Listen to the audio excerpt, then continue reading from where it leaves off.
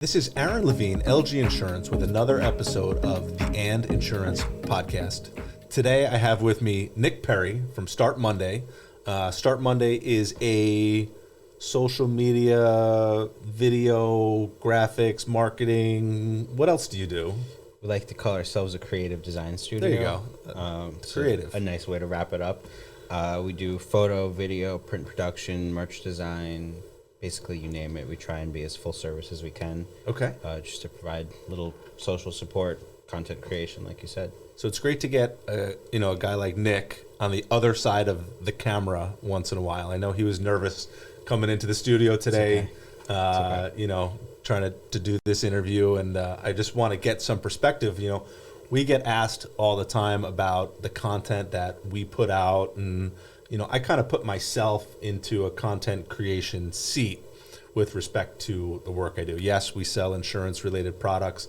Yes, we help people with their risk management, but at the same time, I like doing this podcast stuff, and I like creating content, and we like to have a great team behind us to be able to put that content out. We just recently did an episode with Anthony Moriello, and we talked about outsourcing everything. Well, it's hard to outsource one's personality, right? I think that's super important. The business owner should be the face of the business because that's how the business has been developed. Unless we're a restaurant and the face of the business is the food, and we have to do a good job shooting it. But being that face for the content, but then having other people help you make sure the content looks good and getting the content, out into the social spaces is important. But tell me about some of the clients. Why did you start the business? What were you doing before you started the business? Give me a little background. So I graduated from the School of Visual Arts 2017, focused on design. Was looking for a job, and I ended up landing with Gorilla Vapes, a couple locations throughout the country, and I was basically doing their package design and running their social media. It's a lot of fun. I had a good time. I was there for a few years, sort of outgrew it. And I ended up meeting the chef of the Butcher's Block when I worked at Beach Tavern in Monmouth Beach. He was the chef. I was just a waiter. I was always kind of in the food industry. And I know Beach Tavern well. Shout out Beach Tavern. I always was just buddies with him, and I'd show him my work, and he came up with this opportunity. He said, maybe there's something there. And then it ended up being the Butcher's Block as we know it today. I showed them some print mock-ups, some drafts of the menus, and we, got the ball rolling, and here we are a few years later, and it's kind of turned into this space of being this print production team, this photo design, across the board kind of thing. That's awesome. So the block is great, except when I try to read the menu, it's a little bit difficult, but that's not Nick's that problem. But That's funny.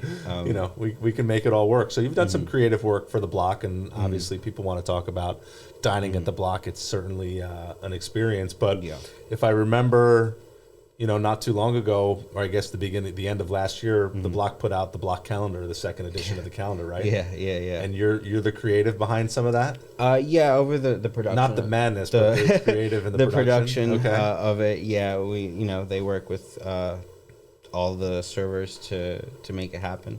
Okay. I know Tommy's got a great mind, and I'm sure Margaret had a piece to do with that. It's, yeah, she got a horse, so whatever. It's cool. So, through the block, a lot of situations came. I met a lot of people.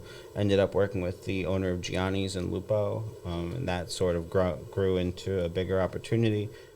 Gianni's being here for 30 years this year, actually. They turned 30. Kind of just opened a lot of doors for me. It led to the owner there opening a few more locations. There's 5 Gianni's, 2 Lupos. I didn't know it was the same owner, but now I do. It's good. Have you been? We like Lupo, yeah. Love Lupo. They're all over Monmouth County, and they actually did a Taco Tuesday at Lupo Pizzeria, and that ended up growing and turning into Pancho Little Silver. So it's the same owners? Same owner Pancho as well. Also. Wow. All right. Have you been there? I have not. You gotta go. I'll have to pick it up tonight. It's Taco Tuesday. It's a big day there today. Perfect. Then they opened Almost Home as well. Okay. Almost Home was first, and then Pancho, and that's over in Lincroft, the old Sunnyside Deli. Again, same thing. I started with them from day one, did the logo, the branding, and kind of helped that grow. at least on the media side. Okay. So there was a where- cool thing that came out of your Gianni's work, right? You reached out to Kevin Smith, Yeah. right? Yeah, so and out of that conversation on Instagram with Kevin Smith, you were able to help them create and open the quote unquote the movies pop up. So yeah, we managed the social media for Gianni's, and I made a post. I made Gianni's purple or something, and said, "Oh, if only every Gianni's was a movies, it'd be a better world." And tagged Gianni's. There was actually a movies pop up in LA that they did one version of with this Okay. guy Derek Berry, good friend of mine now. He did this work out there, and he'd worked with some other pop ups before. So we reached out and we're like, "We'd love to have you here," and they said, "Cool, let's do it." And 30 days later, Gianni's is purple. We So cool. redid the whole restaurant, redid the kitchen, all the signage, staff uniforms, everything. And we sold cow tippers and cock smokers and snow job Italian ices for about a week. Right. Huge turnout. Couldn't have gone better. It was really incredible. I mean, I was cutting the ribbon with Jay and Silent Bob. It was...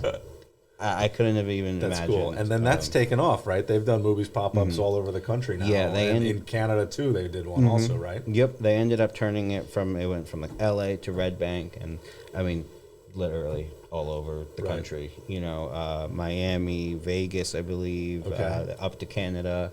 Who knows where they go next? They actually, it ended up being really cool. They came back a year later Okay. for movies round 2.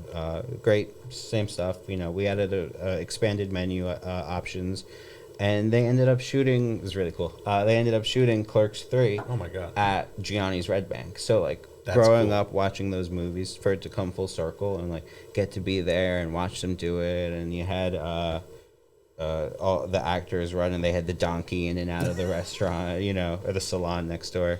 It was crazy. It was That's really a true unique experience. And you know, this was on a whim. You had no clue what Yeah. was going to happen. It was just you were being creative and doing your thing, and you know, something extraordinary turned out of it, which was beneficial for obviously you, you know, Jay and Silent Bob, and then Gianni's. I'm sure you know, Yeah, got I mean, we significant got press for doing it as Some well. good press, and actually, this is a great team of people working with Kevin Smith's whole team, and they were nice enough to reach out, got me some cool work. I made some work for the Jay and Silent Bob Get Old podcast, which Nice. was really cool. They signed it and printed the posters that I made and sent them Okay. to me, like out of nowhere, you know. So to go out of your way to do that, Right. to just kind of riff off of, you know, again, it was out of nowhere, out of the blue, not a planned thing, but you know, we rolled with it and made it everything that it could be. So let's talk about, you know, content creation and taking that leap, taking a little bit of risk in what you're doing, risk within certain margins of it.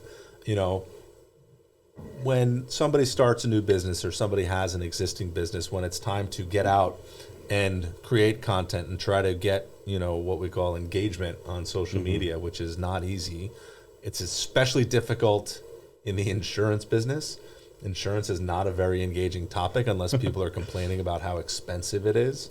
And we try not to talk about price. We do whatever we can do to avoid the price conversation, because it's not about price, it's about the total cost. What's the total cost of an insurance program? You know, if it's cheap for a reason. You know, we want to make sure that the value is there within the individual line items of an insurance policy. And obviously, the bigger the business that we get into, the more detailed those line items get. But anyway, when it comes to creating content and for small business and people on Instagram trying to engage themselves besides just wearing a bikini and hoping to get lots of clicks, you know, what are some ideas for businesses to get started and, you know, to gain some of that traction and get engagement? Yeah, well, I mean, a lot of the work that we do does revolve around food, and we're coming from a background in hospitality. So basically, if you don't have good food, there's not much we can do for you. You know, really, it's got to look good. You got to take the time, put the care into it, and even if it's the food for the picture, take a few minutes. Right. Give us your head chef. Give us some time with the owner if they're the operator, if they're the chef. And that's, like you said, it's the face to your business. As for a restaurant, is the food. So put the quality and care that you should be putting into it, you know. And not every chef is a professional photographer. Right. That's why you outsource. You know, they're not going to take the time. if they're doing schedules, ordering Sure. food and whatever, they shouldn't have to worry, oh, well, how do I put up a post? And I'm Right. like, walking people through how to put up a story or share something, and they're not going to get it. Right. It's not going to happen. So hand it to us, you know. So now, I know there used to be, maybe there still is. There's like professional food stylists. Yeah. You know, you're now in that space. Yeah. You're the professional food stylist. Yeah, which is silly. But no, we again, that's been my background since I was 14. I worked in a restaurant, whether I was like making toast or pouring coffee, but I was Right. in that world. And anytime if summer happened and I was out of a job, my dad told me, go knock on a door until you get the next one. That's So great. that's just kind of what I've always done, and I turn that into how I operate our business now. Of like, hi, hello, can I have a job? Please hire me. No, Yeah, but you don't need to do that now because you put out such engaging content that people should be knocking on your door. Yeah, so looking for thankfully, you, but you know. not every business is going to do that. And once you do, you realize that it's totally worthwhile. You have a caterer, I think, that you worked with and you brought into the office and did some green screen work with him, right? Chef Collins event. My boy, I love Matt. That was fun. Again, he was someone who was willing to go out of the box. Okay. I don't know. Hi, Howard. We were smoking cigars in there. He lit his cigar. He was dressed as Santa. He was naughty Santa. It was definitely next level. Yeah. But it was engaging content, right? It wasn't food pictures. It was him being vulnerable, right? And putting something out there that people are going to talk about, which is more important than anything else. Yeah, you can have great looking food and people are going to talk about that, but that's going to get glanced over a little bit more than being a little bit exposed. Oh, it did really well for him. He got great feedback. We had a lot of fun with it, and he was willing to dress up and be that naughty Santa on the camera. Now, should everybody do that, or is that like that's? I mean, you don't want to see me dressed as bad Santa. Sorry, it's just not. It's not happening. It was a good time. He again, he was willing to put, get a little. I don't know what the word would be.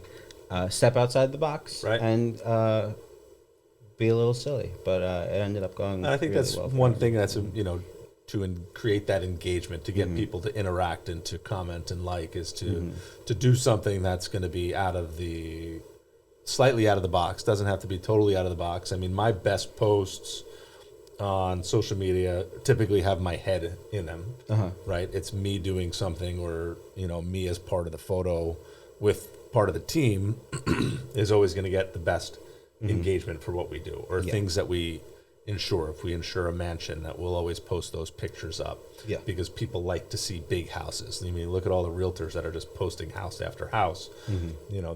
That's how they're creating engagement, by the homes that are available for sale. So we'll do that too. I just did some cars that we insured, 2 nice BMWs. One of them just happened to be mine. Another one was a client that was more expensive.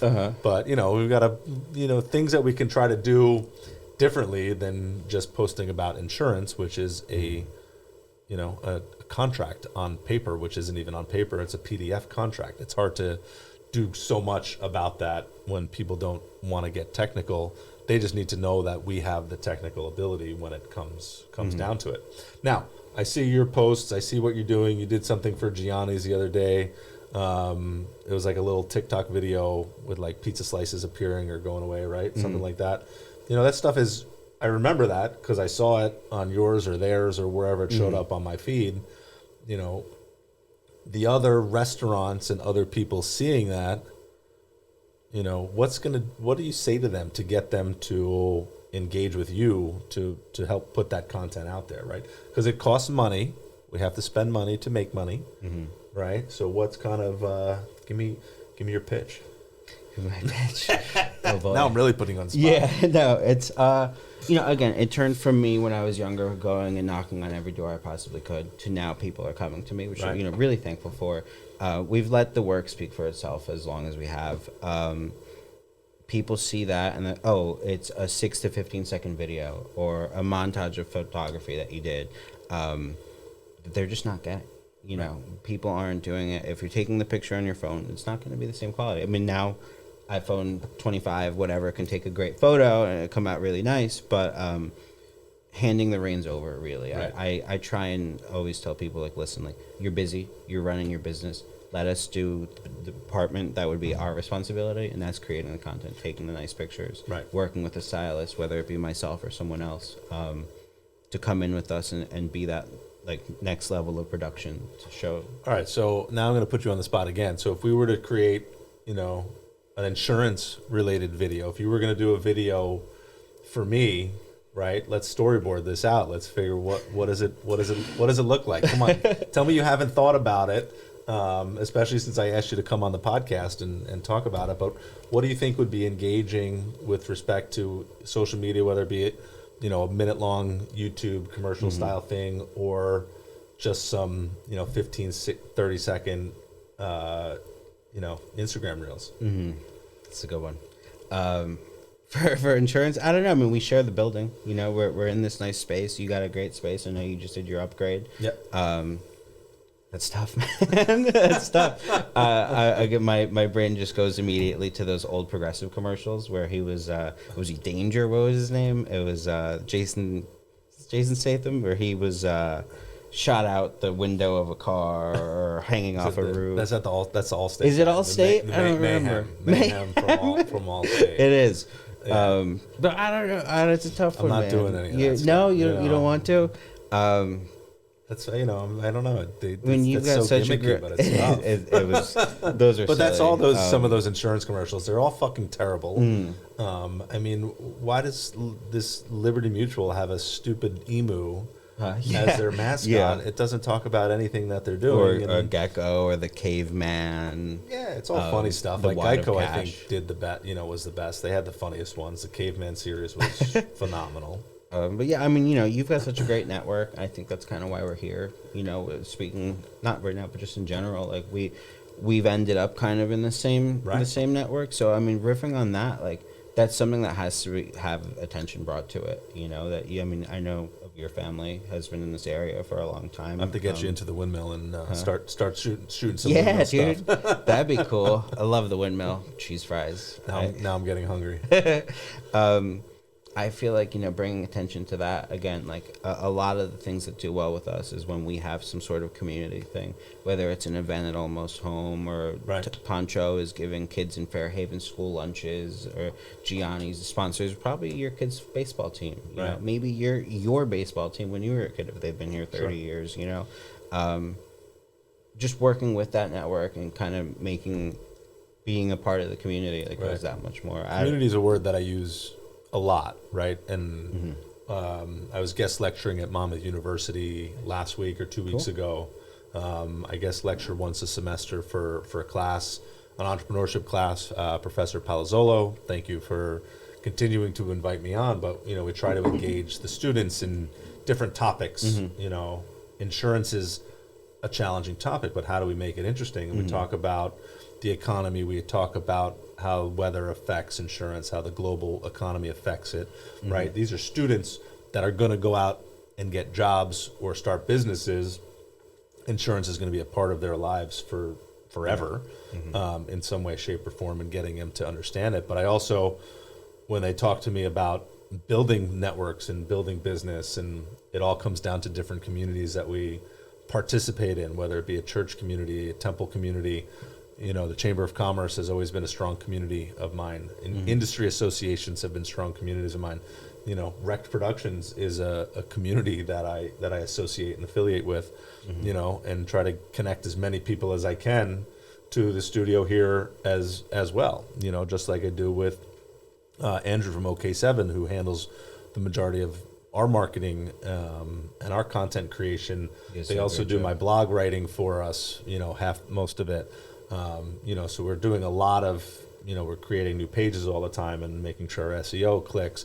It's not just social media, it's everything else that goes along with it. And it all ties into different communities, you know, both charitable and professional and everything that goes along with it. And that's how you've been able to build your business also, is dipping into into that community and putting out good, strong work.